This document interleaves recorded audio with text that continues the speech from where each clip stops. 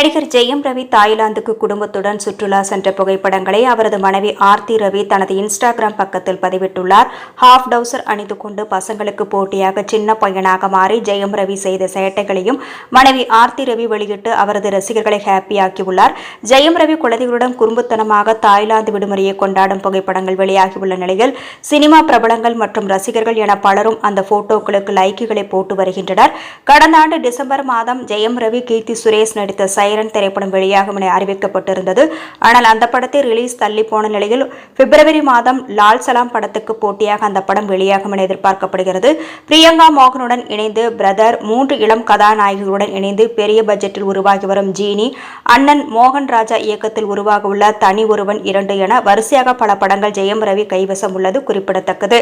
சமீபத்தில் விஜயகாந்த் நினைவேந்தல் நிகழ்ச்சியில் கலந்து கொண்ட ஜெயம் ரவி, சத்திரியனுக்கு சாவே கிடையாது என்றும் நடிகர், அரசியல்வாதி என்பதை எல்லாம் தாண்டி விஜயகாந்த் எந்த அளவுக்கு ஒரு நல்ல மனிதர் என்பது குறித்து பாட புத்தகத்தில் இடம்பெற வேண்டும் என்கிற கோரிக்கையும் வைத்திருந்தார்.